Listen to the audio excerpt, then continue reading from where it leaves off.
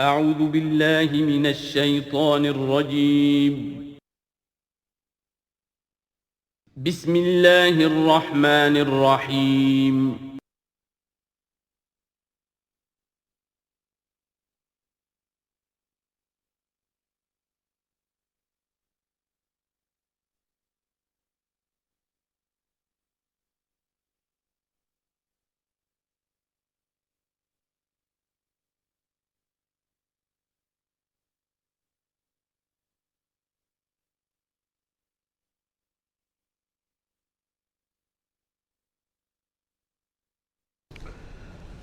نحمده ونصلي على رسوله الكريم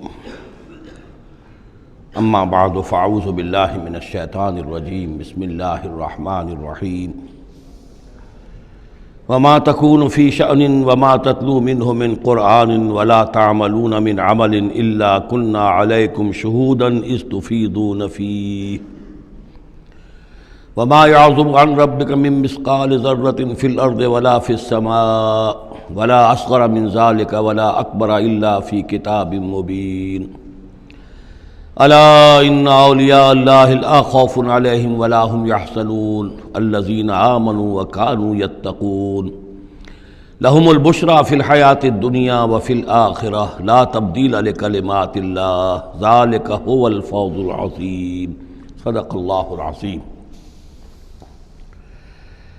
وما تکون فی شان، اور نہیں ہوتے آپ کسی بھی کیفیت میں، وما تتلو منہ من قرآن، اور نہیں پڑھ رہے ہوتے آپ قرآن میں سے کچھ بھی، ولا تعملون من عمل، اور اے مسلمانوں نہیں عمل کر رہے ہوتے تم کوئی بھی اچھا عمل، الا کنا علیکم شہودا، مگر یہ کہ ہم حاضر ہوتے ہیں، موجود ہوتے ہیں، تمہارے اس عمل پر گواہ ہوتے ہیں، اذ تفیضون فیہ، جب کہ تم اس میں مصروف ہوتے ہو.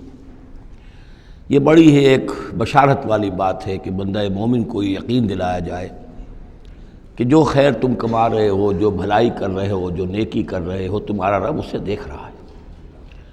وہ بات نہیں ہے کہ مر گئے ہم انہیں خبر نہ ہوئی.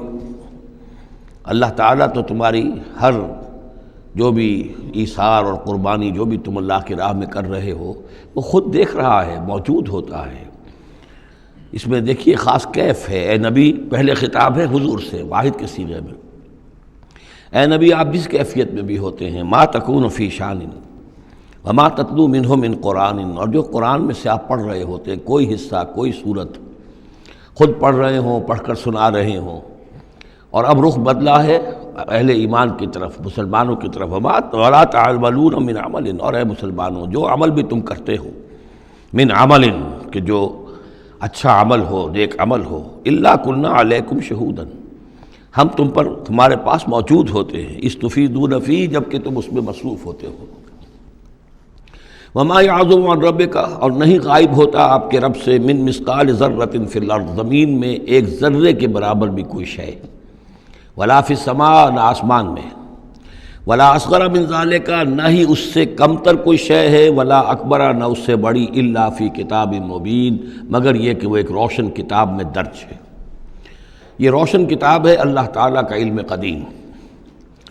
الا ان اولیاء اللہ لا خوف علیہم ولا هم يحزنون، آگاہ ہو جاؤ، اللہ کے دوستوں پر نہ کوئی خوف ہے، نہ وہ حزن سے دوچار ہوں گے. یہ اولیاء اللہ کون ہیں؟ یہ کوئی علیحدہ سپیشیز نہیں ہے، علیحدہ نوع نہیں ہے، انسانوں ہی میں سے صاحب ایمان، جو ایمان حقیقی سے بہرہ مند ہوں، جن کے دلوں میں یقین پیدا ہو چکا ہو، اور جو اللہ کے فضل و کرم سے مقام احسان پر فائز ہو چکے ہوں. ان تعبد اللہ کأنک تراہ فإن لم تکن تراہ فإنہ یراک، وہ اولیاء اللہ ہیں. اللہ ولی الذین آمنوا یخرجہم من الظلمات الی النور، یہ ہم سورہ بقرہ میں پڑھ آئے ہیں آیت الکرسی کے فوراً بعد. اللہ ولی ہے اہل ایمان کا، انہیں نکالتا ہے اندھیروں سے روشنی کی جانب، اور اہل ایمان ولی ہیں اللہ کے. الا ان اولیاء اللہ لا خوف علیہم ولا هم يحزنون، اللہ کے دوستوں پر، ساتھیوں پر. اب ظاہر بات ہے جو اللہ کا دوست ہوگا اس کے اندر اللہ کی غیرت ہوگی، وہ اللہ کے دین کو پامال دیکھ کر تڑپ اٹھے گا. اللہ کے شاعر کی بے حرمتی ہو رہی ہو وہ اس کو برداشت نہیں کر سکے گا. وہ تن من دھن لگا دے گا اللہ کے دین کو غالب کرنے کے لیے، وہ ہوگا اللہ کا ولی۔ یہ تو نہیں کہ صرف کوئی ایک لبادہ اوڑھ لیا ہو، ایک لباس جو ہے پہن لیا ہو اور صرف جو ہے خاص قسم کی شکل بنا لی ہو تو وہ اولیاء اللہ ہو جائیں گے۔ اولیاء اللہ تو وہ ہیں کہ جو واقعتاً اللہ کے ساتھ وہ تعلق رکھتے ہیں وفاداری کا، تو وہ ہیں اولیاء اللہ۔ اور یہ کون ہے اولیاء اللہ؟ اگلی آیت میں اس کی خود وضاحت کر دی، الذین آمنوا وکانوا یتقون۔ یہ کوئی نئی سپیشیز نہیں ہے، انسانوں میں کوئی علیحدہ قسم کے انسان نہیں ہے، وہی انسان کہ جو صاحب ایمان ہو اور تقوی کی روش اختیار کرے۔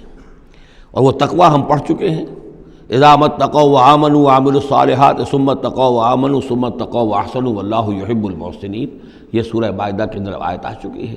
یہ تقوی جو ہے درجہ بدرجہ اہل ایمان کو اور اونچے سے اونچے مدارج کی طرف لے جاتا ہے۔ لہم البشریٰ فی الحیات الدنیا، ان کے لیے دنیا کی زندگی میں بھی بشارتیں ہیں۔ یہ بشارت کس اعتبار سے ہے؟ جو ہم سورہ توبہ میں پڑھ چکے ہیں کہ حل تربصون بنا الا احدی الحسنیین، ہمارے لیے تو دو اچھائیوں کے سوا کسی تیسری چیز کا تصور ہی نہیں۔ بشارت ہی بشارت ہے، کوئی تکلیف بھی آئی ہے تو ہمارے رب کی طرف سے آئی ہے۔ لن یصیبنا الا ما کتب اللہ لنا ہوا مولانا، اس پہ گھبرانے کی کیا بات ہے؟ دوست کی طرف سے اگر کوئی شے آئی ہے اور پھر یہ کہ ہمیں پتہ ہے کہ اس میں ہمارا خیر ہے، اسی میں بھلائی ہے۔ ایک چیز ناگوار تو ہے، بچے کو انجیکشن لگا ہے تو رو تو رہا ہے وہ، لیکن معلوم ہے کہ اس کے والدین کو تو معلوم ہے کہ یہ اس کے علاج کے لیے ہم ٹیکہ لگوا رہے ہیں۔ تو تکلیف بھی دنیا میں اللہ کی طرف سے آتی ہے، بندہ مومن سمجھتا ہے یہ میرے حق میں خیر ہے، بھلائی ہے، میرے لیے تو خیر ہی خیر ہے، شر کا سوال ہی نہیں۔ لہم البشریٰ فی الحیات الدنیا وفی الآخرہ، اور آخرت میں بھی لا تبدیل لکلمات اللہ، اللہ کی باتوں کو کوئی بدل نہیں کر سکتا۔ ذالک هو الفوز العظیم، یہی بہت بڑی کامیابی ہے۔ ولا یحزنک قولہم، اور اے نبی ان کی بات سے آپ رنجیدہ نہ ہوں۔ ان العزت للہ جمیعا، عزت کل کی کل اللہ کے اختیار میں ہے، اللہ کے ہاتھ میں ہے۔ هو السمیع العلیم، وہ سب کچھ سننے والا اور جاننے والا ہے۔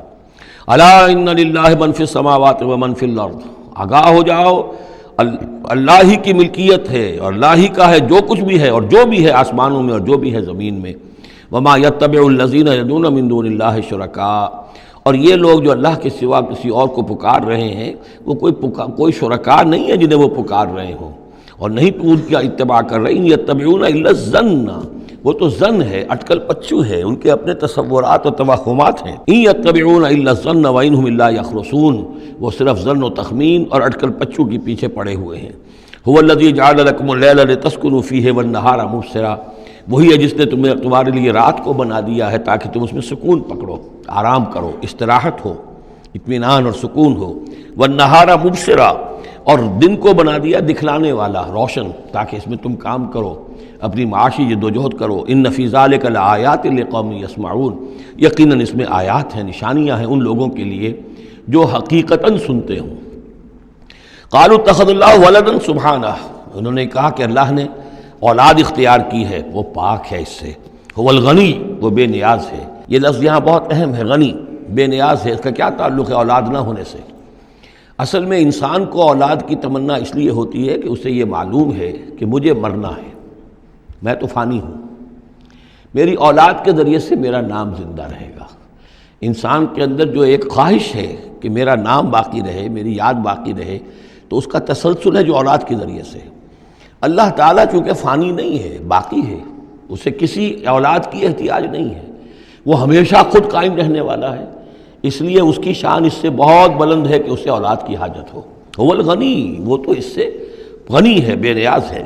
لہو ما فی السماوات و ما فی الارض، اسی کا ہے جو کچھ کہ ہے آسمانوں میں اور جو کچھ کہ ہے زمین میں۔ ان عندکم من سلطان بہذا، نہیں ہے تمہارے پاس کوئی سند، کوئی دلیل اس چیز کے لیے کہ تم نے اللہ کے لیے اولاد تراش لی ہے۔ اتقولون علی اللہ ما لا تعلمون، کیا تم اللہ کی طرف منسوب کر رہے وہ چیزیں جن کے لیے تمہارے پاس کوئی علم نہیں، کوئی دلیل نہیں، کوئی سند نہیں۔ قل ان الذین یفترون علی اللہ الکذب لا یفلحون، کہہ دیجئے وہ لوگ جو اللہ تعالیٰ کی طرف جھوٹ باتیں منسوب کرتے ہیں، افتراء کرتے ہیں، وہ کبھی فلاح نہیں پائیں گے۔ متاع فی الدنیا، دنیا میں ان کے لیے ساز و سامان ہے، رہنا بسنا ہے، اس کے لیے کوئی ضرورت ہم نے ان کو ضرورت کی چیزیں دے دی ہیں۔ ثم الینا مرجعہم، پھر ہماری طرف ان سب کا لوٹنا ہے۔ ثم نذیقہم العذاب الشدید بما کانوا یکفرون، اور پھر ہم انہیں مزہ چکھائیں گے بہت سخت عذاب کا ان کے کفر کی وجہ سے جو وہ کرتے رہے تھے۔ اب یہ صرف 2 رکوع اس سورہ مبارکہ میں آ رہے ہیں جو انباء الرسل کے ہیں، اور اس میں جیسا کہ میں نے عرض کیا حضرت نوح جو اولین ہے اور حضرت موسیٰ جو آخری ہیں، ان دونوں کا تو صراحتاً ذکر ہے، بیچ میں صرف حوالہ دیا گیا ہے، کسی کا نام نہیں۔ حضرت نوح کا ذکر صرف آدھے رکوع پر ہے، حضرت موسیٰ کا قدر تفصیل کے ساتھ 1.5 رکوع ہے۔ اس کے برعکس ہو جائے گا اگلی صورت میں سورہ ہود میں حضرت نوح علیہ السلام کے ذکر پر 2 رکوع ہیں طویل، اور حضرت موسیٰ کا صرف ایسے ہی تذکرہ ہے، صرف حوالے کے طور پر۔ وَاتْلُ عَلَيْهِمْ نَبَأَ نُوحٍ، اور ان کو ذرا سنائیے نوح کی خبر، اذ قال لقومہ، جب کہ انہوں نے کہا اپنی قوم سے، یا قوم ان کان کبر علیکم مقامی، اے میری قوم کے لوگوں اگر تم پر بہت بھاری گزر رہا ہے میرا کھڑا ہونا، و تذکیری بآیات اللہ، اور اللہ کے آیات سے تمہیں نصیحت کرنا، شاق گزر رہا ہے، مذاق اڑاتے ہو تم، مجھ پر آوازیں کستے ہو، تم پر بہت شاق گزر رہا ہے میرا یہ سارا عمل، فعلی اللہ توکلت، تو میں نے تو اللہ پر توکل کیا ہے، فاجمعوا امرکم، تو اپنا سارے جو بھی ذرائع ہیں ان کو جمع کر لو، وشرکاکم، اور تمہارے سارے شریک جو ہیں انہیں بلا لو، ثم لا یکن امرکم علیکم غمۃ، پھر تم پر تمہارا معاملہ جو ہے کسی اشتباہ میں نہ رہ جائے، ثم اقضوا الی ولا تنظرون، پھر جو فیصلہ میرے بارے میں کرنا ہے کر گزرو اور مجھے کوئی مہلت مت دو۔ یہ جو انداز ہے چیلنج کا، اور یہ اس سے پتہ چلتا ہے کس درجے دل دکھ چکا تھا حضرت نوح علیہ السلام کا، استہزاء سے، تمسخر سے، مذاق سے۔ اللہ کا ایک بندہ ہے، 950 برس بیت چکے ہیں، کوئی سن کر نہیں دے رہا ہے، تو اس وقت جو آخری بات، اچھا اب جو کچھ تم کر سکتے ہو، میرا کوئی بگاڑ سکتے ہو بگاڑ لو، اپنی ساری قوت جمع کر لو، جیسا کہ اس سے پہلے آ چکا ہے، اور بھی انبیاء نے اس طرح کی بات کہی۔ پھر بالآخر فَإِن تَوَلَّيْتُمْ، اور پھر اگر تم یہ نہ کرو، اگر تم اس کھلے مقابلے میں بھی نہ آؤ، اور اس میں اس بات کا خیال موجود ہے، یعنی اس بات کا امکان موجود ہے کہ ان کے دل میں چور ہو کہ ہم اس کے خلاف کوئی اقدام کریں، اسے قتل کر دیں، نوح کے خلاف کوئی اور ہم ایسا اقدام کریں تو پتہ نہیں کوئی مصیبت ہم پر نہ آ جائے، لہذا یہ سارا جو انداز تھا حضرت نوح علیہ السلام کا، اس کے باوجود پھر وہ فرما رہے ہیں وَإِن تَوَلَّيْتُمْ، اگر تم نہیں کچھ کرتے، فَمَا سَأَلْتُكُم مِّنْ أَجْرٍ، تو پھر ذرا غور کرو، میں نے جو بھی تمہاری خدمت کی ہے آج تک، تمہیں جو دین کی طرف بلایا ہے، دعوت دی ہے، میں نے کبھی تم سے کوئی اجر مانگا ہے؟ میں نے تم سے کوئی اجرت تو طلب نہیں کی، تم سے کوئی شاباش تک نہیں مانگی، میں نے تم سے کوئی مدد نہیں مانگی، تم سے کوئی اجرت نہیں مانگی۔ ان اجری الا علی اللہ، میرا اجر تو اللہ کے ذمے ہے، وامرت ان اکون من المسلمین، اور مجھے حکم ہوا ہے کہ میں اس کے فرما بردار بندوں میں سے رہوں۔ فکذبوہ، تو انہوں نے پھر ٹلا دیا اس کو، فنجیناہ، تو ہم نے نجات دے دی اس کو، ومن معہ فی الفلک، اور جو بھی اس کے ساتھ تھے اس کی کشتی میں، وجعلناہم خلائف، اور انہی کو پھر ہم نے خلفاء بنا دیا زمین کے اندر، پھر انہی کو خلافت عطا کی، انہی کو جانشین بنایا۔ وَأَغْرَقْنَا الَّذِينَ كَذَّبُوا بِآيَاتِنَا، اور غرق کر دیا ان لوگوں کو جنہوں نے ہماری آیات کی تکذیب کی تھی۔ فَانظُرْ كَيْفَ كَانَ عَاقِبَةُ الْمُنذَرِينَ، تو دیکھو کیسا انجام ہوا ان کا جنہیں خبردار کر دیا گیا تھا۔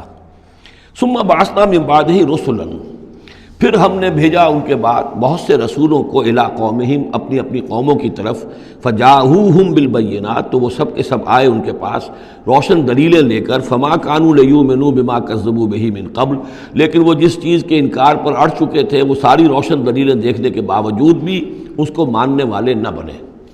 کذالک نطبع علی قلوب المعتدین، اسی طرح ہم مہر کر دیا کرتے ہیں حد سے تجاوز کرنے والوں کے دلوں پر۔ ثم بعثنا من بعدہم موسیٰ و ہارون، اب یہ دیکھیے وہ جو ایک لنک جو ہے جو میں نے آپ کو بتایا تھا، ایک چین ہے، حضرت نوح، حضرت ہود، حضرت صالح، حضرت لوط، حضرت شعیب اور حضرت موسیٰ، یہ 6 کا ذکر قرآن مجید میں بار بار آتا ہے۔ یہاں پر حضرت نوح کا اور حضرت موسیٰ کا، درمیان میں صرف ثم بعثنا من بعدہم رسلا، اور بھی رسول آئے، ان کا یہاں صراحتاً تذکرہ نہیں ہے۔ پھر ہم نے بھیجا ان کے بعد موسیٰ اور ہارون کو الی فرعون و ملئہ، فرعون اور اس کے سرداروں کی جانب، بے آیاتنا، اپنی نشانیوں کے ساتھ، فاستکبروا وکانوا قوما مجرمین، انہوں نے استکبار کیا اور وہ تھے مجرم قوم، گناہگار لوگ۔ فلما جاءهم الحق من عندنا، تو جب ان کے پاس ہمارے پاس سے ان تک ہمارے پاس سے حق پہنچا، قالوا ان ھذا لسحر مبین، تو انہوں نے کہا یہ تو کھلا جادو ہے۔ قال موسیٰ تقولون للحق لما جاءکم، موسیٰ نے کہا ان سے کہ کیا تم حق کے لیے کہہ رہے ہو، یہ حق ہے جو تم پر آیا ہے اور جو تم تک پہنچا ہے، اسحر ھذا، کیا یہ جادو ہے؟ ولا یفلح الساحرون، اور ساحر تو کبھی فلاح نہیں پایا کرتے۔ قالوا اجئتنا لتلفتنا عما وجدنا علیہ آباءنا، انہوں نے کہا موسیٰ کیا تم ہمارے پاس آئے ہو کہ تم ہمیں پھیر دو ان چیزوں سے، ان طریقوں سے، ان رسوم سے، ان ریتوں سے، ان رواجوں سے کہ جس پر ہم نے پایا اپنے آباء و اجداد کو، وَتَكُونَ لَكُمُ الْكِبْرِيَاءُ فِي الْأَرْضِ، اور تم دونوں کے لیے ہی حکومت ہو جائے اور بلندی ہو جائے اور بڑائی ہو جائے زمین کے اندر۔ دونوں سے مراد حضرت موسیٰ اور حضرت ہارون علیہ السلام۔ وَمَا نَحْنُ لَكُمَا بِمُؤْمِنِينَ، اور ہم ہرگز تم دونوں کی بات ماننے والے نہیں ہیں۔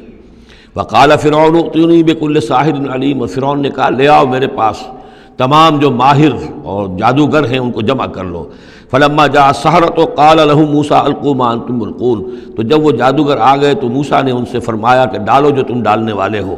فلما القوا، جب انہوں نے ڈالا، قال موسیٰ ما جئتم به السحر، موسیٰ نے فرمایا یہ جو تم لائے ہو، جو تم نے پیدا کیا، یہ جادو ہے۔ ان اللہ سیبطلہ، ان قریب اللہ تعالیٰ اس کا باطل ہونا ثابت کر دے گا، اسے نسیہ منسیہ کر دے گا، ہباء منصورہ کر دے گا۔ ان اللہ لا یصلح عمل المفسدین، یقیناً اللہ تعالیٰ مفسدوں کے عمل کو راہ یاب نہیں کرتا، کامیاب نہیں کرتا۔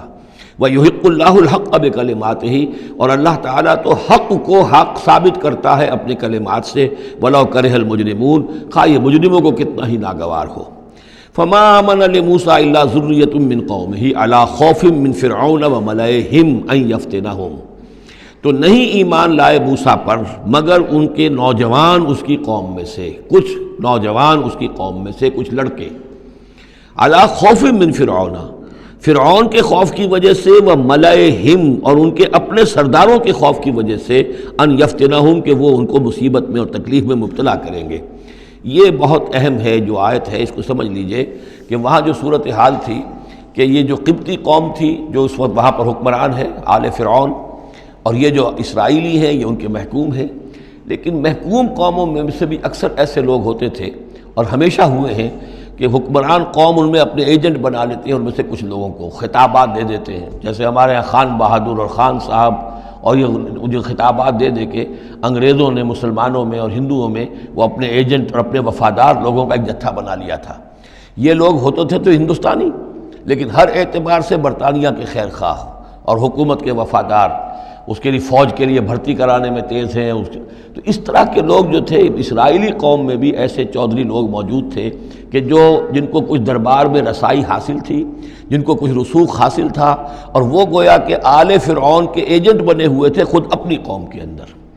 یہ ہے وہ معاملہ کہ وہ ڈرتے تھے وہ لوگ، اگر ہم موسیٰ پر ایمان لے آئے تو یہ ہماری اپنی قوم کے جو چودھری لوگ ہیں، یہ خان صاحب اور جو یہ خان بہادر لوگ جو ہیں، یہ پھر ہمیں ستائیں گے، یہ ہماری رپورٹیں کریں گے اور ہماری جو ہے ان رپورٹوں کے اوپر گوشمالی ہوگی۔ فما آمن، لیکن یہ کہ بہرحال نوجوان خون ایسا ہوتا ہے کہ اس کے اندر پھر زیادہ مصلحت بینی نہیں ہوتی۔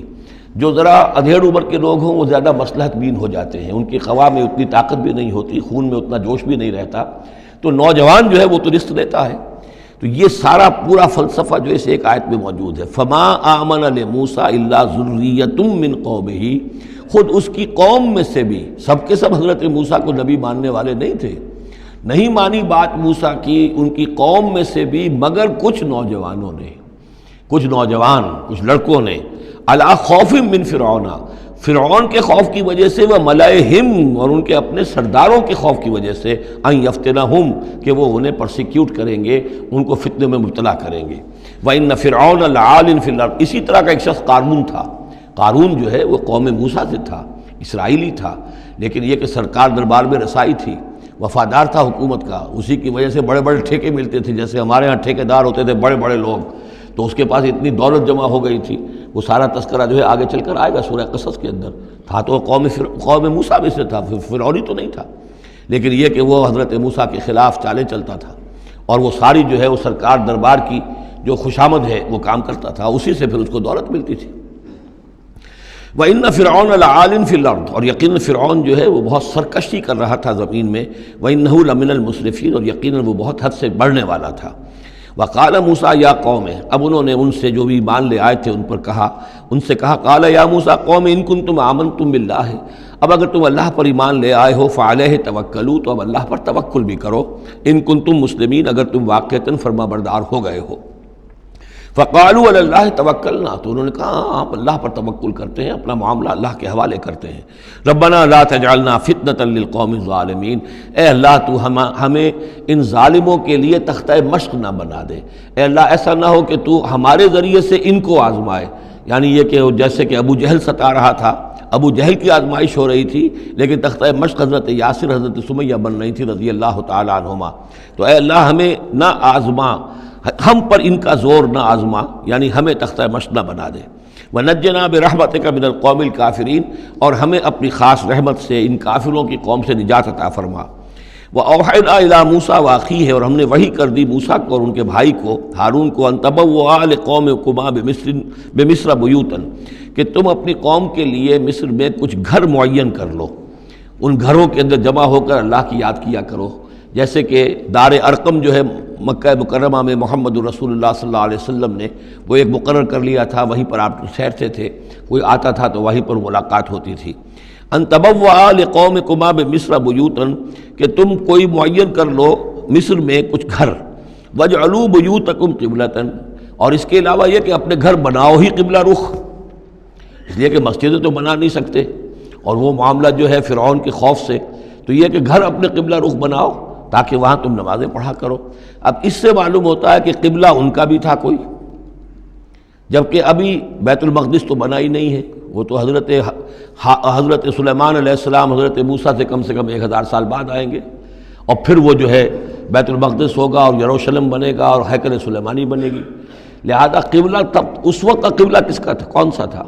یہی بیت اللہ قبلہ تھا۔ ان کے جو وہ خیمے ہوتے تھے قربان گاہ کے خیمے، ان کے بارے میں تفاصیل آتی ہے تورات کے اندر کہ وہ ایسے نصب کیے جاتے تھے کہ جب کوئی شخص جو ہے وہ قربانی پیش کرتا تھا تو اس کا رخ جو ہے سیدھا کعبے کی طرف ہوتا تھا۔ تو وَجْعَلُوا بُيُوتَكُمْ قِبْلَةً، اپنے گھر جو ہے قبلہ رو بناؤ، وَأَقِيمُوا الصَّلَاةَ وَبَشِّرِ الْمُؤْمِنِينَ، نماز قائم رکھو اور اہل ایمان کو بشارت دو۔ وقال موسیٰ ربنا انک آتیت فرعون وملأہ زینۃ واموالا فی الحیاۃ الدنیا، اور موسیٰ نے عرض کیا پروردگار تو نے فرعون اور اس کے سرداروں کو زینت چمک دمک عطا کر دی ہے اور اموال عطا کر دی ہیں دنیا کی زندگی میں، ربنا لیضلوا عن سبیلک، پروردگار اس لیے کہ وہ لوگوں کو گمراہ کرے تیرے راستے سے، ان کے پاس زور ہے، اقتدار ہے، اختیار ہے، دولت ہے، چمک دمک ہے، اب ظاہر بات ہے کہ عام لوگ ادھر ہی متوجہ ہوتے ہیں، انہی چیزوں سے اثر قبول کرتے ہیں، تو نے دے رکھا ہے، تیرا ہی اختیار ہے، دینے والا تو ہی ہے، تو کیا تو نے یہ سب کچھ نے اس لیے دیا ہے کہ یہ تیرے بندوں کو گمراہ کرے؟ ربنا لیضلوا عن سبیلک ربنا اطمس علی اموالہم، اے اللہ اب ان کے اموال مٹا دے، واشدد علی قلوبہم، ان کے دلوں کے اوپر گرہ لگا دے، سختی پیدا کر دے، فلا یؤمنوا حتی یروا العذاب العلیم، کہ یہ ایمان نہ لائیں جب تک کہ کھلم کھلا دیکھ نہ لیں عذاب علیم کو۔ اس کا مطلب کیا ہے؟ ہونا تو یہ چاہیے کہ نبی کہے کہ یہ ایمان لے آئیں، یہ ایک آخری وقت ہوتا ہے جبکہ اتنا بیزار ہو چکا ہو نبی، اور جبکہ اس قدر شدید جو ہے دشمنی کی ہو کفار نے اہل ایمان کے ساتھ، ستایا ہو بری طریقے سے، کہ پھر ایک وقت آ کر وہ کہتے ہیں کہ پروردگار اب اگر یہ ایمان لے آتے ہیں تو ان کے سارے گناہ معاف ہو گئے۔ ایمان کا مطلب تو یہ ہے کہ سارا کیا دھرا اب تک جو کچھ تھا انہوں نے وہ سب ان کو معاف ہو جائے گا، کوئی پکڑ نہیں ہوگی۔ تو پروردگار اب یہ جس حد کو پہنچ گئے ہیں ان کے دلوں کو سخت کر دے، یعنی ان کے دلوں پر مہر کر دے، اب یہ ایمان نہ لائیں جب تک کہ عذاب عریاں طور پر ان کے سامنے نہ آ جائے۔ جب عذاب آ جائے گا پھر ایمان لانے کا فائدہ کوئی نہیں، اس کے بعد تو جو ہے وہ ایمان معتبر نہیں ہے اللہ کے ہاں۔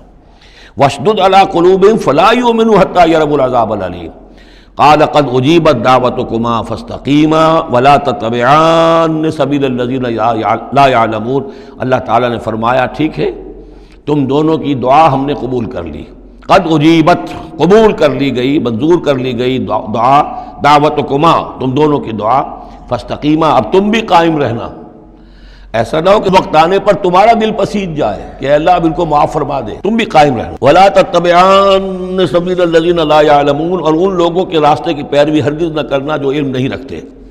وجاوزنا ببنی اسرائیل البحر، اور پھر ہم نے بنی اسرائیل کو پار اتار دیا سمندر کے یا دریا کے، فاتبعہم فرعون وجنودہ، تو پھر اس کے پیچھے آئے فرعون، ان کے پیچھے آئے فرعون اور اس کے لشکر بھی، بغیا وعدوا، شرارت کے ساتھ اور زیادتی کے ساتھ، حتی اذا ادرکہ الغرق، یہاں تک کہ جب وہ غرق ہونے لگا، پا لیا اسے غرق نے، یعنی فرعون جو ہے غرق ہونے لگا. قال آمنت انہ لا الہ الا الذی آمنت بہ بنو اسرائیل، اس نے کہا میں ایمان لایا اس پر کہ کوئی خدا نہیں ہے، کوئی الہ نہیں ہے سوائے اس کے کہ جس پر بنی اسرائیل ایمان لائے ہیں. وانا من المسلمین، اور میں اس کے فرما برداروں میں سے ہوں. الآن، کیا اب ایمان لا رہے ہو؟ وقد عصیت قبل، حالانکہ اس سے پہلے تم نافرمانی کرتا رہا. وکنت من المفسدین، اور تو نہایت فساد کرنے والوں میں سے تھا. فالیوم ننجیک ببدنک، تو اب آج ہم تمہارے بدن کو نجات دے دیں گے، یہ گلے سڑے گا نہیں، محفوظ رہے گا. لتکون لمن خلفک آیا، تاکہ تو اپنے بعد والوں کے لیے ایک نشانی بنا رہے. اس کی فرعون کی لاش جو ہے مل گئی تھی، صرف یہ کہ ناک پر سے کہیں سے کسی مچھلی نے کچھ کاٹا تھا، وہ صرف باقی ہے کہ پوری فرعون کی وہ لاش جو ہے محفوظ. لتکون لمن خلفک آیہ وان کثیرا من الناس عن آیاتنا لغافلون، اور یقیناً بہت سے لوگ ہماری آیات سے غفلت ہی برتتے رہتے ہیں. وَلَقَدْ بَوَّأْنَا بَنِي إِسْرَائِيلَ مُبَوَّأَ صِدْقٍ، اور ہم نے بنی اسرائیل کو بہت ہی عمدہ جگہ فراہم کر دی. وَرَزَقْنَاهُم مِّنَ الطَّيِّبَاتِ، اور انہیں روزی دی بہت ہی اچھی پاکیزہ چیزوں کی. فَمَا اخْتَلَفُوا، تو انہوں نے نہیں اختلاف کیا. حَتَّىٰ جَاءَهُمُ الْعِلْمُ، یہاں تک کہ علم ان کے پاس آ گیا. ان ربک یقضی بینہم یوم القیامہ، یقیناً آپ کا رب فیصلہ کرے گا ان کے مابین قیامت کے دن. فیما کانوا فیہ یختلفون، جن چیزوں میں کہ وہ اختلاف کرتے رہے تھے.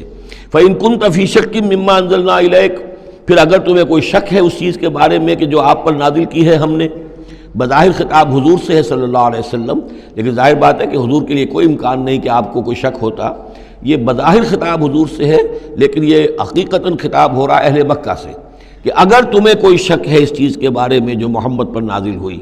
لیکن یہ کہ بسا اوقات ایسا ہوتا ہے کہ جن سے کوئی بات کہنی ہوتی ہے اس سے اس قدر نفرت ہو چکی ہو کہ براہ راست انہیں خطاب کرنا بھی انسان کو پسند نہ ہو، تو پھر وہ کسی اور کو خطاب کر کے وہ بات کہتا ہے جو سنانی کسی اور کو ہوتی ہے. اگر تمہیں شک ہے اس چیز کے بارے میں کہ جو ہم نے اپنے اس بندے محمد پر نازل کی ہے صلی اللہ علیہ وسلم، فاسأل الذین یقرؤون الکتاب من قبلک، تو پھر پوچھ لیجئے ان لوگوں سے کہ جن کو کتاب دی گئی تھی آپ سے پہلے. لقد جاءک الحق من ربک، اے نبی آپ کے پاس حق آیا ہے آپ کے رب کی طرف سے. فلا تکونن من الممترین، تو ہرگز نہ ہو جائیں آپ شک کرنے والوں میں. پھر نوٹ کر لیجئے میرے نزدیک یہاں بظاہر خطاب حضور سے ہے، اصل میں روح سخن جو ہے وہ مشرکین عرب سے ہے. ولا تکونن من الذین کذبوا بآیات اللہ، اور مت بن جانا ہرگز ان لوگوں میں سے جنہوں نے اللہ کی آیات کو جھٹلایا. فتکون من الخاسرین، تو ہو جاؤ گے خسارہ پانے والوں میں سے. ان الذین حقت علیہم کلمۃ ربک لا یؤمنون، یقیناً جن لوگوں کے اوپر کہ تیرے رب کی بات واقع ہو چکی ہے، ثابت ہو چکی ہے، جو قانون خدابندی کی زد میں آ چکے ہیں، جو ضد اور ہٹ درمی کی وجہ سے اپنے دلوں پہ مہر کروا چکے ہیں، وہ ایمان نہیں لائیں گے. لا یؤمنون ولو جاءتہم کل آیۃ، چاہے کتنی ہی آیتیں آ جائیں، کتنی ہی نشانیاں آ جائیں. حتیٰ یروا العذاب العلیم، وہ ایمان نہیں لائیں گے جب تک کہ اپنی آنکھوں سے عذاب علیم کو دیکھ نہ لیں.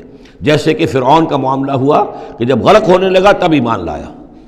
فلولا کانت قریۃ آمنت فنفعها ایمانها، تو کیوں نہ ہوئی کوئی بستی کہ جو ایمان لاتی اور اسے اس کے ایمان نے نفع پہنچایا ہوتا. الا قوم یونس، سوائے ایک قوم یونس کے. حضرت یونس علیہ السلام کو بھیجا گیا تھا نینوا کی طرف، وہاں انہوں نے دعوت دی. معاملہ وہی ہوا جو تمام رسولوں کے ساتھ ہوا ہے، قوم نے انکار کیا، سرکشی پر اڑے رہے. پھر یہ خبر دے کر اور چلے گئے کہ اب 3 دن کے اندر اندر تم پر عذاب آ جائے گا. محسوس ایسا ہوتا ہے کہ انہیں اجازت اللہ کی طرف سے جانے کی نہیں آئی تھی. رسول کا معاملہ ایسا ہوتا ہے کہ وہ اپنی جگہ کو چھوڑ کر نہیں جا سکتا جب تک کہ اللہ کی طرف سے ایکسپریس پرمیشن نہ ہو، واضح اجازت. جیسے ہمارے ایگزیکٹو آفیسرز ہوتے ہیں، ڈی سی ہے تو ضلع کو چھوڑ کے نہیں جا سکتا وہ بغیر اجازت کے، اس لیے کہ ظاہر بات ہے وہاں کے امن و امان کا سارے ذمہ داری اس کی ہے. تو نبی کا معاملہ مختلف ہے، رسول کا مختلف ہے. رسول کو جب کسی جگہ پر کسی قوم کی طرف کسی علاقے کی طرف بھیج دیا گیا، اب چاہے کچھ بھی ہو، جب تک کہ وہاں پر سے اجازت نہ آئے کہ اس قوم کو چھوڑ کر تم جا سکتے ہو، رسول نہیں جا سکتا. چنانچہ آپ کو معلوم ہوتا ہے کہ جب سیرت میں آپ پڑھتے ہیں ہجرت کے واقعات، تو حضرت ابوبکر جو ہیں حضور نے عام مسلمانوں کو اجازت دے دی تھی چلے جاؤ مدینے، لیکن خود انتظار میں تھے کہ اللہ کی طرف سے خصوصی اجازت آ جائے. حضرت ابوبکر پوچھتے رہتے تھے، اونٹنیاں تیار کی ہوئی تھیں، لیکن جب تک کوئی اجازت نہیں آئی آپ وہاں سے روانہ نہیں ہوئے. تو ایسا محسوس ہوتا ہے کہ حمیت دین میں کچھ بہت زیادہ جوش آیا حضرت یونس علیہ السلام کے. بہرحال حمیت دینی اور اللہ کی غیرت جو ہے وہ اچھی شے ہے، لیکن وہ جوش کے اندر بس صرف یہ ان سے نظر انداز ہو گیا معاملہ کہ اپنی اللہ تعالیٰ کی طرف سے واضح اجازت آئے بغیر اپنی قوم کو چھوڑ کر چلے گئے. اس کا نتیجہ یہ نکلا کہ جب عذاب کے آثار شروع ہوئے اور قوم نے دیکھا کہ جو بات کہی تھی یونس نے وہ تو صحیح نکل رہی ہے، لہذا وہ پوری قوم نے توبہ کی، گڑ گڑائے، اپنے سب بچوں کو عورتوں کو لے کر باہر نکل آئے، مال مویشی سامان لے کر گڑ گڑا کر اللہ سے توبہ کی، تو اللہ نے ان کی توبہ کو قبول کر لیا. حالانکہ عذاب کے آثار شروع ہونے کے بعد توبہ قبول نہیں ہوتی، لیکن ایک استثناء ہے، چونکہ جو رسول بھیجے گئے تھے ان رسول کی طرف سے ذرا جلدی ہو گئی اور اجازت کے بغیر وہ اپنی قوم کو چھوڑ کر چلے گئے، لہذا اس جو بھی ڈیبٹ ہوا ہے رسول کے کھاتے میں اس کا کریڈٹ ہو گیا ہے اس قوم کو، اور اس کے لیے ایک استثناء قائم ہو گئی ہے پوری تاریخ کے اندر کہ وہ عذاب کے آثار آنے کے باوجود پھر انہوں نے توبہ کی اور اللہ نے ان کی توبہ کچھ عرصے کے لیے قبول کر لی، عذاب کو ٹال دیا. فلولا كانت قرية آمنت فنفعها ایمانها الا قوم یونس، تو کیوں نہ ہوئی کوئی بستی کو جو ایمان لے آتی، یعنی عذاب کے آثار شروع ہونے کے بعد اور پھر اسے اس کا ایمان لانا مفید ہوتا، سوائے قوم یونس کے. لما آمنوا، جب وہ ایمان لے آئی قوم، کشفنا عنہم عذاب الخزي فی الحیات الدنیا، ہم نے کھول دیا ان سے، ہٹا دیا ان سے دنیا کی زندگی میں وہ رسوا کن عذاب، ومتعناہم الی حین، اور ایک وقت معین کے لیے ہم نے انہیں اور مہلت دے دی، ایک فریش لیز آف ایگزسٹنس ان کو عطا کر دیا. وَلَوْ شَاءَ رَبُّكَ لَآمَنَ مَنْ فِي الْأَرْضِ كُلُّهُمْ جَمِيعًا، اور اگر آپ کا رب چاہتا ہے نبی صلی اللہ علیہ وسلم تو جو بھی زمین میں ہے سب کے سب ایمان لے آتے. یہ باتیں سورہ انعام میں بہت یعنی شد و مد کے ساتھ آ چکی ہیں، وہ ذروہ سلام ہے اس موضوع کا کہ آپ کے دل میں کتنی بھی خواہش ہو کہ یہ سب لوگ ایمان لے آئیں، لیکن یہ کہ اللہ تعالیٰ نے تو ضابطہ رکھا ہوا، جو طالب حق ہوگا اسے حق ملے گا، جو طالب ہدایت ہوگا اسے ہدایت ملے گی، جو ضد پر، ہٹ درمی پر، تعصب پر اور کسی ضد میں آ گیا ہے اسے اللہ تعالیٰ ہدایت نہیں دے گا. اگر جبراً اللہ نے ہدایت دینی ہوتی تو دنیا میں کوئی بھی کافر نہ ہوتا، سب کے سب مومن ہوتے، متقی ہوتے. آخر اللہ کے فرشتے کتنے ہیں؟ سب مومن ہیں، متقی ہیں، پاک ہیں، صاف ہیں، کہیں کوئی غلطی نہیں، معصیت نہیں، کہیں لا یعصون اللہ ما امرہم ویفعلون ما یؤمرون، وہ جو بھی کچھ انہیں حکم ہوتا ہے بجا لاتے ہیں اللہ تعالیٰ کے احکام، کسی حکم کی نافرمانی نہیں کرتے. انسانوں کو پیدا کیا ہے امتحان کے لیے. خلق الموت والحیات لیبلوکم ایکم احسن عملا، لہذا آپ اس معاملے میں بس اپنا فرض ادا کریں، باقی کون ایمان لا رہا ہے کون نہیں لا رہا وہ معاملہ ہم سے متعلق ہے. وَلَوْ شَاءَ رَبُّكَ لَآمَنَ مَنْ فِي الْأَرْضِ كُلُّهُمْ جَمِيعًا، اگر اللہ چاہتا، آپ کا رب چاہتا تو یقیناً زمین میں جو ہیں سب کے سب ایمان لے آتے. أَفَأَنْتَ تُكْرِهُ النَّاسَ حَتَّى يَكُونُوا مُؤْمِنِينَ، تو کیا آپ لوگوں کو مجبور کر دیں گے کہ وہ ضرور ایمان لے آئیں؟ یعنی آپ اپنے آپ کو بھی ہلکان کر رہے ہیں، آپ نے دن رات ایک کیا ہوا ہے، آپ ہر وقت اس جد و جہد میں ہیں، پھر آپ کو یہ بھی اندیشہ رہتا ہے کہ کہیں میری طرف سے کوئی کوتاہی تو نہیں ہو رہی ہے. جیسے کہ سورہ اعراف کے اندر فَلَا تَكُنْ فِي صَدْرِكَ حَرَجٌ، آپ کے دل کے اندر یہ تنگی نہیں ہونی چاہیے، آپ اپنا فرض ادا کر کے اپنے آپ کو سبکدوش سمجھیے. وما کان النفس ان تؤمن الا باذن اللہ، اور کسی جان کے لیے ممکن ہی نہیں ہے، کسی انسان کے لیے کہ وہ ایمان لائے مگر اللہ کے اذن سے. وَيَجْعَلُ الرِّجْسَ عَلَى الَّذِينَ لَا يَعْقِلُونَ، اور جو عقل سے کام نہیں لیتے اللہ تعالیٰ ان کے اوپر تو گندگی مسلط کر دیتا ہے. قُلْ انظُرُوا مَاذَا فِي السَّمَاوَاتِ وَالْأَرْضِ، کہیے ان سے کہ دیکھو جو آسمانوں اور زمین میں ہے اللہ تعالیٰ کی آیات ہیں، آسمان میں بھی ہیں زمین میں بھی ہیں. وَمَا تُغْنِي الْآيَاتُ وَالنُّذُرُ عَنْ قَوْمٍ لَا يُؤْمِنُونَ، لیکن یہ ساری آیات کام نہیں آتی اور یہ ساری انذار اور ڈر سنانا اور جو بھی دعوت و تبلیغ ہے وہ ان لوگوں کے لیے جو ایمان نہیں لانا چاہتے مفید نہیں ہے. فَهَلْ يَنْتَظِرُونَ إِلَّا مِثْلَ أَيَّامِ الَّذِينَ خَلَوْا مِنْ قَبْلُ، یہ لفظ ایام آگے ایام اللہ، تو کیا یہ منتظر ہیں اسی طرح کے دنوں کے جیسے کہ دن اس سے پہلے آئے ہیں. قُلْ فَانْتَظِرُوا، وہ دن جو آیا تھا قوم نوح پر اور وہ دن جو آیا قوم ہود پر اور قوم صالح پر. فَهَلْ يَنْتَظِرُونَ إِلَّا مِثْلَ أَيَّامِ الَّذِينَ خَلَوْا مِنْ قَبْلِهِمْ، تو کیا یہ اسی طرح کے دنوں کا انتظار کر رہے ہیں، اسی طرح کا دن ان پر بھی آ جائے جیسا کہ ان پر آیا تھا جو ان سے پہلے تھے. قُلْ فَانْتَظِرُوا إِنِّي مَعَكُم مِّنَ الْمُنتَظِرِينَ، تو کہہ دیجئے کہ اچھا انتظار کرو میں بھی تمہارے ساتھ انتظار کر رہا ہوں. ثُمَّ نُنَجِّي رُسُلَنَا وَالَّذِينَ آمَنُوا، پھر ہم نجات دیتے رہے ہیں اپنے رسولوں کو اور اہل ایمان کو. كَذَلِكَ حقاً علینا ننجی المومنین، بالکل اسی طرح ہمارے اوپر حق ہے، واجب ہے کہ ہم اہل ایمان کو نجات دیں. حضرت نوح کے ساتھ جو ایمان لائے وہ ان کے ساتھ کشتی میں بچا لیے گئے، حضرت ہود پر جو لوگ ایمان لائے ان کو بچا لیا گیا، حضرت صالح پر جو ایمان لے آئے وہ ان کو بچا لیے گئے، اور عمورہ اور صدوم کی بستیوں میں سے کوئی ایک بھی نہیں نکلا ایسا خوشبخت کہ جو وہاں سے اپنی نجات کا سامان حاصل کرتا، سوائے حضرت لوط اپنی دونوں بیٹیوں کو لے کر نکلے ہیں، ایک متنفس بھی نہیں تھا وہاں، ان کی اپنی بیوی بھی پیچھے رہ گئی ہے۔ قل یا ایھا الناس ان کنتم فی شک من دینی، اب یہ بڑا ایک فیصلہ کن سا انداز خطاب ہے یہاں، کہہ دیجئے اے نبی، اے لوگو، ان کنتم فی شک من دینی، اگر تمہیں میرے دین کے بارے میں کوئی شک ہے، یعنی تم مجھ پر دباؤ ڈال رہے ہو کہ میں تمہارے دین کی پیروی کروں، تو تمہیں کچھ شک ہے شاید میرے بارے میں کہ میں اپنے دین پر پوری طرح جازم نہیں ہوں، پوری طرح قائم نہیں ہوں، شاید مجھے اس کے اوپر پورا وثوق حاصل نہیں ہے، یہ جو تم محنت کر رہے ہو، مجھے جو ہے مجھ پر دباؤ پریشرائز کر رہے ہو مجھے۔ قل یا ایھا الناس ان کنتم فی شک من دینی فلا اعبد الذین تعبدون من دون اللہ، تو میں ہرگز نہیں پوجنے والا ان کو جن کو تم پوجتے ہو اللہ کے سوا، ولیکن اعبد اللہ الذی یتوفاکم، بلکہ میں تو پوجوں گا اور پرستش کروں گا اسی اللہ کی جو تمہیں قبض کرے گا، وامرت ان اکون من المؤمنین، اور مجھے حکم ہوا ہے کہ میں ایمان لانے والوں میں سے ہو جاؤں، وَأَنْ أَقِمْ وَجْهَكَ لِلدِّينِ حنیفا، اور اے نبی آپ تو اپنے چہرے کو سیدھا رکھیے دین حنیف کی طرف، دین کی طرف حنیف ہو کر، یکسو ہو کر، وَلَا تَكُونَنَّ مِنَ الْمُشْرِكِينَ، اور ہرگز نہ ہوئیے ان مشرکوں میں سے، وَلَا تَدْعُ مِن دُونِ اللَّهِ مَا لَا يَنفَعُكَ وَلَا يَضُرُّكَ، اور مت پکاریے ہرگز اللہ کو چھوڑ کر ان ہستیوں کو جنہیں یہ پکار رہے ہیں جو نہ نفع پہنچا سکتی ہیں اور نہ نقصان، فَإِنْ فَعَلْتَ، اور اگر بالفرض آپ نے ایسا کیا فَإِنَّكَ إِذًا مِّنَ الظَّالِمِينَ، تو پھر آپ بھی ظالموں میں سے ہو جائیں گے۔ وَإِن يَمْسَسْكَ اللَّهُ بِضُرٍّ فَلَا كَاشِفَ لَهُ إِلَّا هُوَ، اور اگر اللہ تعالیٰ آپ کو کوئی ضرر پہنچائے، تکلیف پہنچائے، تو کوئی نہیں ہے اس کا کھولنے والا، دور کرنے والا سوائے اس کے۔ وَإِن يُرِدْكَ بِخَيْرٍ، اور اگر وہ ارادہ کر لے آپ کے ساتھ بھلائی کا، خیر کا، اچھائی کا، فَلَا رَادَّ لِفَضْلِهِ، تو اس کے فضل کو لوٹانے والا کوئی نہیں جو آڑ بن جائے، روک بن جائے، رکاوٹ بن جائے اس کے فضل کے راستے میں۔ یُصِیبُ بِهِ مَن یَشَاءُ مِنْ عِبَادِهِ، وہ اپنا فضل دیتا ہے اپنے بندوں میں سے جس کو چاہتا ہے، پہنچاتا ہے جس کو چاہتا ہے، وَهُوَ الْغَفُورُ الرَّحِيمُ، اور وہ غفور اور رحیم ہے۔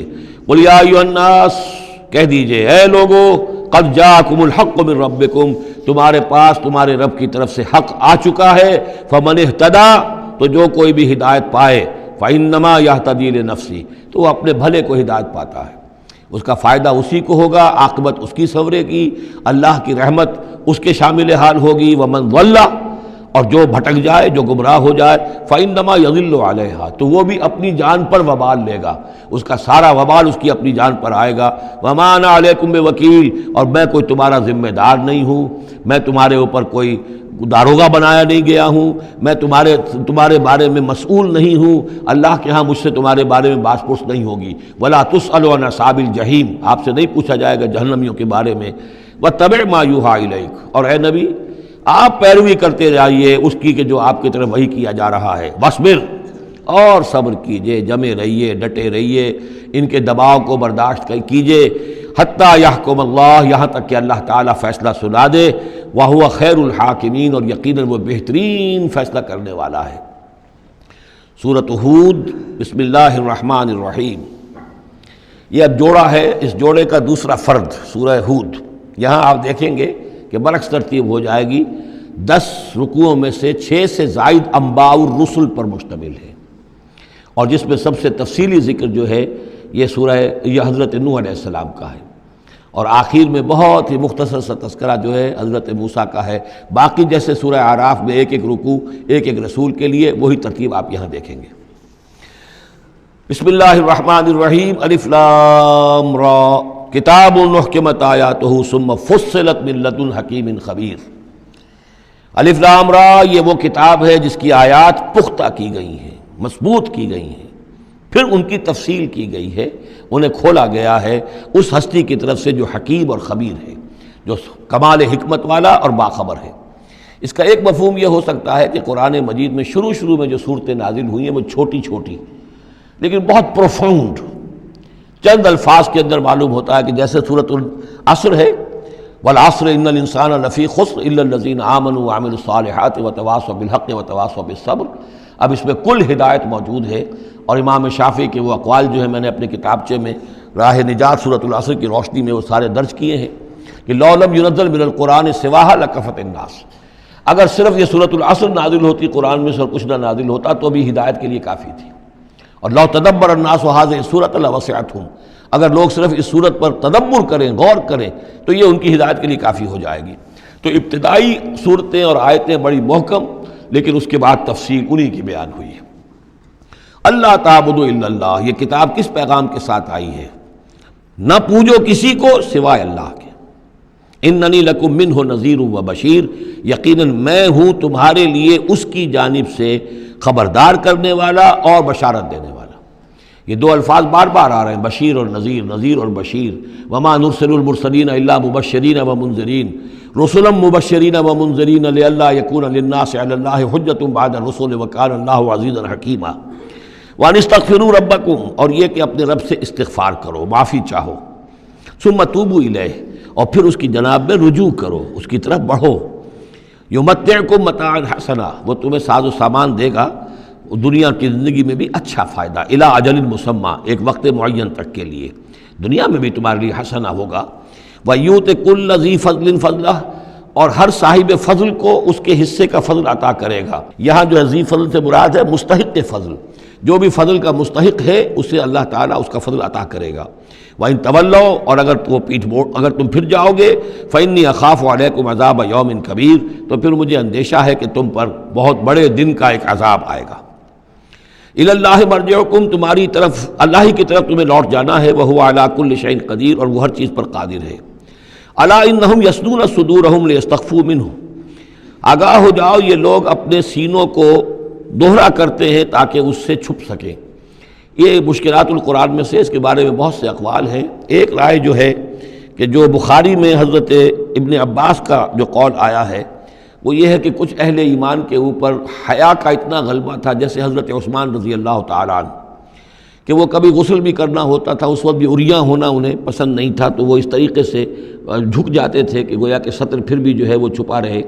اور اگر کہیں قضاء حاجت ہے یا کوئی اور، اس وقت بھی وہ پورا سطر کا اہتمام کرتے تھے.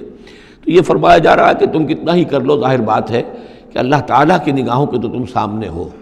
لہذا یہ ہے کہ اس میں ایک حد تک جو بھی اللہ تعالیٰ نے سطر کا، حجاب کے جو بھی احکام دیے ان کی پیروی کرو، لیکن کسی بھی معاملے میں غلو کی ضرورت نہیں ہے. الا انہم یثنون، باقی اور طرح سے بھی اس آیت کی جو ہے وہ تشریح کی گئی ہے. الا انہم یثنون صدورہم لیستخفوا منہ، آگاہ ہو جاؤ وہ اپنے سینوں کو دوہرا کرتے ہیں کہ اس سے چھپ سکیں اللہ سے. الا حین یستغشون ثیابہم، حین یستغشون ثیابہم، آگاہ ہو جاؤ کہ جب وہ اپنے اوپر اپنے کپڑے بھی اوڑھے ہوئے ہوتے ہیں.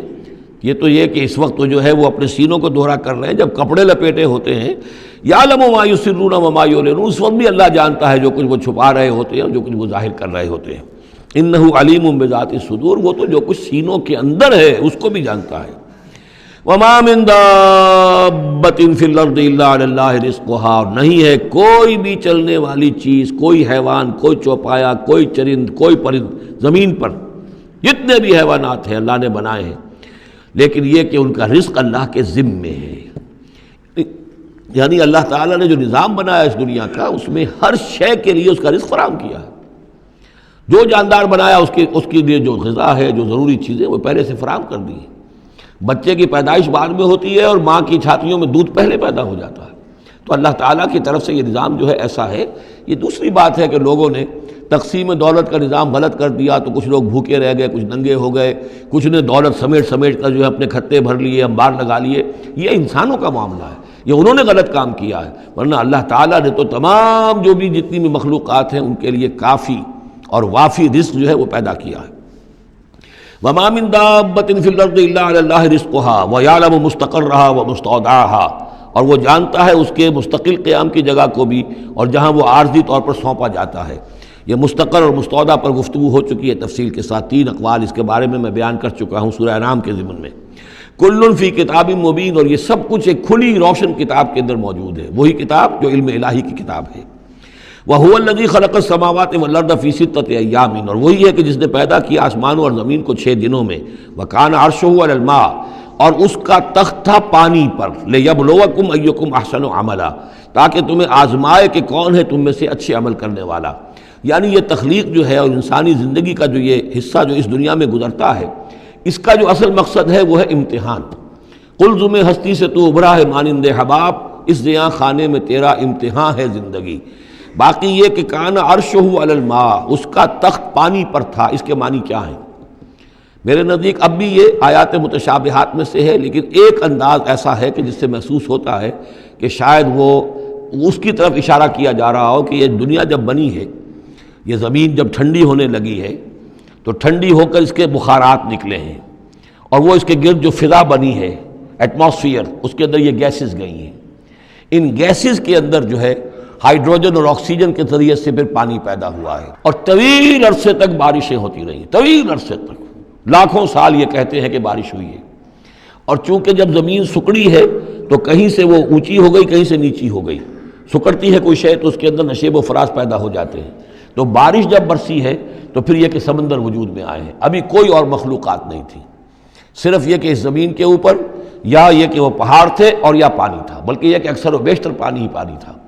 پھر یہ کہ پانی اور جہاں پر مٹی پیدا ہوئی اور دلدلی علاقے بنے، اور دلدلی علاقوں کے اندر پھر وہ کچھ حیات جو ہے اس کی شکلیں پیدا ہوئی، چاہے وہ نباتاتی حیات تھی اور چاہے وہ حیواناتی حیات تھی۔ تو وہ جو ایک دور ہے جب کہ ابھی مخلوقات، اس زمینی مخلوقات کے اندر ابھی کوئی شے نہیں آئی تھی، کوئی حیوانات نہیں، کوئی سمندر کے کوئی جانور نہیں، کوئی زمین کے اوپر خشکی کے جانور نہیں، تو اس وقت جو ہے گویا کہ اللہ تعالیٰ کا جو تخت حکومت ہے اس زمین کی حد تک وہ پانی کے اوپر تھا۔ واللہ اعلم۔ وَلَئِن قُلْتَ، اور اگر آپ کہیں گے اِنَّكُمْ مَبْعُوثُونَ کہ تمہیں اٹھا لیا جائے گا من بعد الموت، موت کے بعد، لَيَقُولَنَّ تو کہیں گے وہ لوگ الَّذِينَ كَفَرُوا جنہوں نے کفر کیا، إِنْ هَذَا إِلَّا سِحْرٌ مُبِينٌ، نہیں یہ تو کھلا جادو ہے۔ وَإِنْ أَخَّرْنَا عَنْهُمُ الْعَذَابَ إِلَىٰ أُمَّةٍ مَّعْدُودَةٍ اور اگر ہم مؤخر کیے رکھیں ان سے اپنے عذاب کو ایک خاص مدت تک کے لیے، معین مدت تک کے لیے، لَيَقُولُنَّ مَا يَحْبِسُهُ تو وہ کہتے ہیں کس چیز نے روک رکھا ہے؟ وہ جہاز کہاں نظر انداز ہو گیا، آتا کیوں نہیں؟ محمد بہت سال ہو گئے تمہیں کہتے ہوئے جہاز آئے گا اور وہ عذاب آئے گا، وہ کہاں ہے؟ ما یحبسو، کس سے نے اس کو روکا ہے؟ الا یوم یاتیہم لیس مصروفا عنہم، آگاہ ہو جاؤ جس دن وہ ان پر آئے گا پھر وہ ان کی طرف سے پھیرا نہیں جا سکے گا۔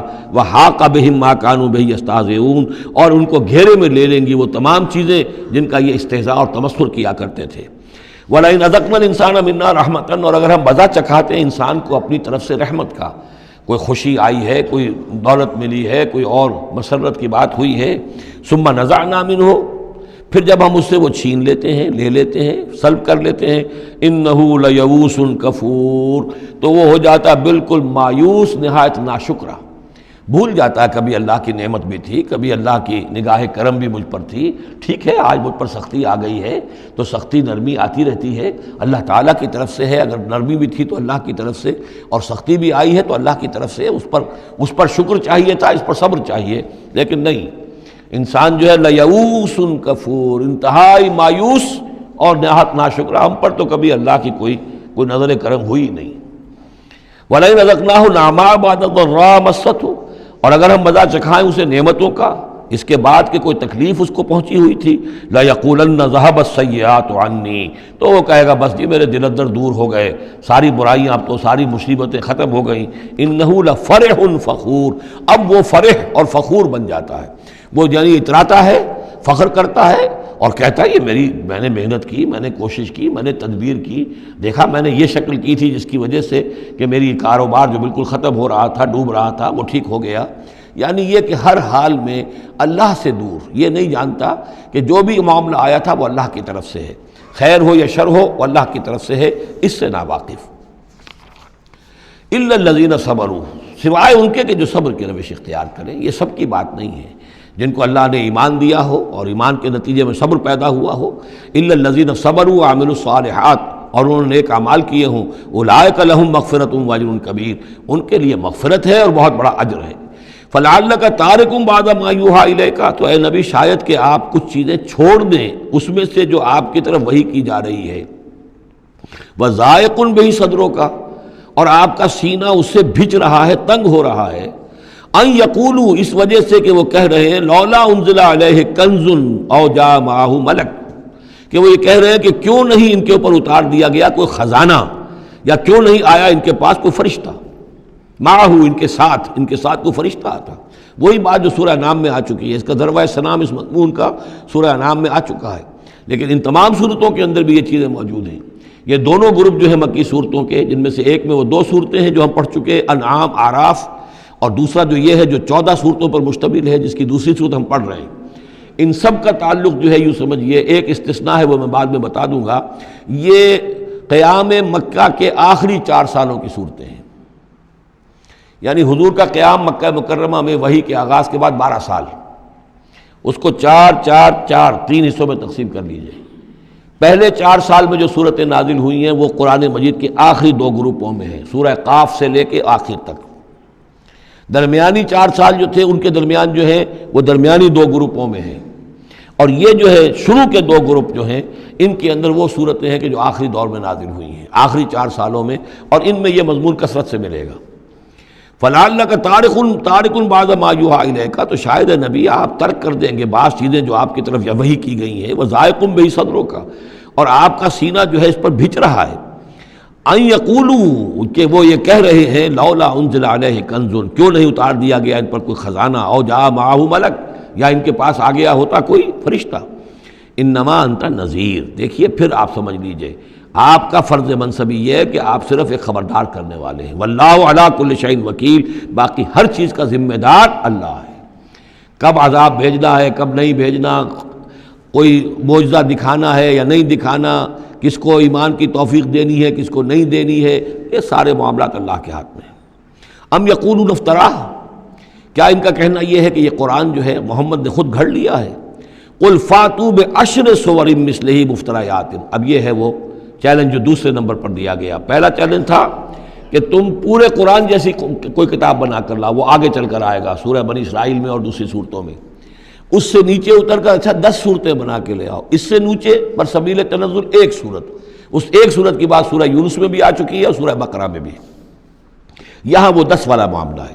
قل فاتوا بعشر سور مثلہ مفتریات، تو ان سے کہیے کہ اچھا اگر ایسا ہی ایک قرآن گھڑا جا سکتا ہے اور انسان کی قوت اور قدرت میں ہے کہ ایسی کتاب تصنیف کر لے، تو تم 10 صورتیں تم بھی اس کی تصنیف کر کے لے آؤ۔ وَادْعُوا مَنِ اسْتَطَعْتُم مِّن دُونِ اللَّهِ إِن كُنتُم صَادِقِينَ، اور جن کو بھی تم بلا سکو اللہ کے سوا بلا لو مدد کے لیے اگر تم سچے ہو۔ فَإِن لَّمْ يَسْتَجِيبُوا لَكُمْ، پھر اگر وہ تمہارے مددگار جو ہے تمہاری اس دعا کو قبول نہ کریں، نہ پورا کریں، یا یہ کہ اے مسلمانوں اگر تمہارا یہ چیلنج جو ہے یہ کفار قبول نہ کریں، فَاعْلَمُوا أَنَّمَا أُنزِلَ بِعِلْمِ اللَّهِ، تو جان لو تمہیں یقین قابل ہونا چاہیے کہ یہ اللہ تعالیٰ ہی کے علم سے نازل ہوا ہے، وَلَا إِلَٰهَ إِلَّا هُوَ، اور اللہ کے سوا کوئی معبود نہیں، فَهَلْ أَنْتُم مُسْلِمُونَ، تو اب اللہ کا حکم مانتے ہو یا نہیں، فرما برداری کرتے ہو کہ نہیں۔ یہ کفار ہی سے خطاب ہے کہ اگر تمہارے وہ جو معبود ہیں تم ان کو پکارو کہ اس جیسی 10 صورتیں ہمیں بھی، آپ بھی کچھ کوشش کریں، ہم بھی کوشش کرتے ہیں مل جل کر، کچھ آپ القاء فرمائیں، الہام فرمائیں، کچھ ہم محنت کرتے ہیں، اور اگر وہ نہ کریں تو پھر جان لو فَاعْلَمُوا أَنَّمَا أُنزِلَ بِعِلْمِ اللَّهِ وَلَا إِلَٰهَ إِلَّا هُوَ فَهَلْ أَنْتُم مُسْلِمُونَ مَنْ كَانَ يُرِيدُ الْحَيَاةَ الدُّنْيَا وَزِينَتَهَا نُوَفِّ إِلَيْهِمْ أَعْمَالَهُمْ فِيهَا وَهُمْ فِيهَا لَا يُبْخَسُونَ، جو لوگ بھی طالب ہوتے ہیں، ارادہ کر لیتے ہیں، طالب ہوتے ہیں دنیا کی زندگی کا اور اس کی زینت کا، زیبائش، آرائش، چمک دمک، ساز و سامان، اسی کے پیچھے پڑے ہوئے ہیں، محنت کر رہے ہیں، بھاگ دوڑ کر رہے ہیں، خون پسینہ ایک کر رہے ہیں، دن رات ایک کر دیا ہے۔ نوفِ الیہم اعمالہم فیہا، ہم اسی دنیا کی زندگی میں ان کے اعمال کا پورا پورا بدلہ دے دیتے ہیں۔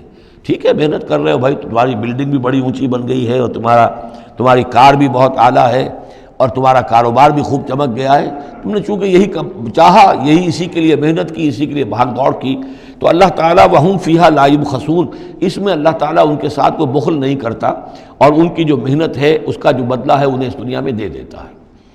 لیکن اولئک الذین لیس لہم فی الآخرۃ الا النار، لیکن پھر یہ وہ لوگ ہیں جن کے لیے آخرت میں کچھ نہیں ہے سوائے آگ کے، ساری محنت بھاگ دوڑ دھوپ یہاں کے لیے تھی، یہاں ہم نے تمہیں دے دیا۔ اولئک الذین لیس لہم فی الآخرۃ الا النار وحبط ما صنعوا فیہا، اور جو کچھ انہوں نے اس دنیا میں کیا ہوگا وہ تو حبط ہو جائے گا، وباطل ما کانوا یعملون، اور جو کوئی جھوٹی سچی نیکی کی ہوگی اپنے دل کو دھوکہ دینے کے لیے وہ بھی بے بنیاد تھی، اس کی کوئی حیثیت نہیں تھی۔ افمن کان علی بینۃ من ربہ، تو بھلا وہ شخص کہ جو اپنے رب کی طرف سے بینہ پر تھا، اور یہاں بینہ سے مراد ہے فطرت سلیمہ، جس کے بارے میں کئی بار عرض کر چکا، فطرت سلیمہ انسان کے اندر جو روح ربانی پھونکی گئی ہے اس کی وجہ سے وہ جو فطرت ہے اس کے اندر وہ سارے حقائق موجود ہیں کہ جو حقائق جن کو اجاگر کرنے کے لیے پھر یہ وحی آئی ہے اور اس ڈورمنٹ کانشسنس کو ایکٹیویٹ کرنے کے لیے۔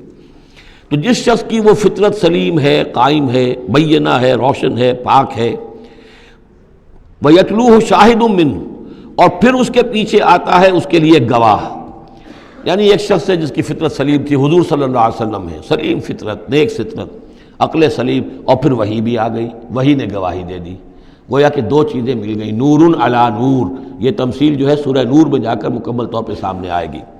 افمن کان علی بینۃ من ربہ ویتلوہ شاہد منہ ومن قبلہ کتاب موسیٰ اماما ورحمہ، اور پھر اس کے علاوہ اس سے پہلے کتاب موسیٰ موجود ہے جو امام بھی تھی، رہنمائی کرنے والی، اور رحمت بھی تھی، یعنی دوسری تصدیق ہو رہی ہے وہ تورات سے ہو رہی ہے۔ تو فطرت محمدی صلی اللہ علیہ وسلم وہ بینہ، وہ روشن خالص، پھر وہی جو آپ پر آ گئی نور علی نور، اور نمبر 3 تورات جو ہے اس کی تصدیق کر رہی ہے، یہ گویا کہ اور اضافی چیز۔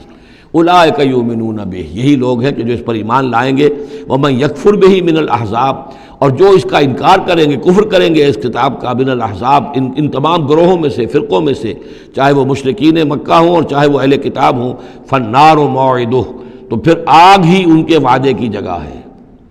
فلا تک فی مریۃ منہ، تو اے نبی آپ ان کے بارے میں کسی شک و شبے میں نہ رہیں، انہ الحق من ربک، یقیناً یہ حق ہے آپ کے رب کی طرف سے، ولکن اکثر الناس لا یؤمنون، لیکن اکثر لوگ ایمان لانے والے نہیں ہیں۔ ومن اظلم ممن افترى علی اللہ کذبا، اور کون زیادہ ظالم ہوگا، اس سے بڑھ کر ظالم ہوگا اس سے کہ جس نے اللہ پر جھوٹ باندھا، گھڑ کر کوئی چیز اللہ کی طرف منسوب کر دی۔ اولئک یعرضون علی ربہم، یہ وہ لوگ ہیں کہ جو پیش کیے جائیں گے اپنے رب کے سامنے۔ ویقول الاشہاد، اور لوگ کہیں گے، گواہی دینے والے کہیں گے، ہؤلاء الذین کذبوا علی ربہم، یہ وہ لوگ ہیں جنہوں نے جھوٹ کہا تھا اپنے رب پر۔ غلام احمد قادیانی کو کھڑا کیا جائے گا، یہ ہے وہ شخص کہ جس نے جھوٹ اپنی جو ہے باتیں منسوب کی ہیں اللہ کی طرف، جس نے بھی جھوٹی نبوت کا دعویٰ کیا۔ ہؤلاء الذین کذبوا علی ربہم، انہوں نے جھوٹ بولا اللہ پر اور تہمت باندھی اللہ پر کہ مجھ پر وہی بھیجی ہے۔ الا لعنۃ اللہ علی الظالمین، آگاہ ہو جاؤ ایسے ظالموں پر اللہ کی لعنت ہے۔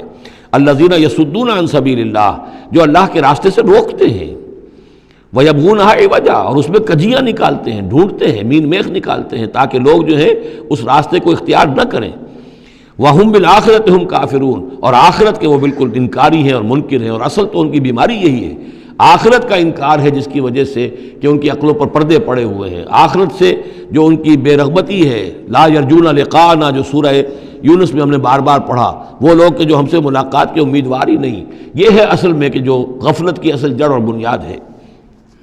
اولئک لم یکونوا معجزین فی الارض، یہ وہ لوگ ہیں کہ یہ ہرگز زمین میں عاجز کرنے والے نہیں ہیں، یہ شکست نہیں دے سکتے حق کو، یہ اللہ تعالیٰ کو شکست نہیں دے سکتے، اللہ کے رسول کو شکست نہیں دے سکتے۔ لم یکونوا معجزین فی الارض وما کان لهم من دون اللہ من اولیاء، اور نہ ہی ان کے اللہ کے سوا یا اللہ کے مقابلے میں کوئی مددگار اور حمایتی ہیں۔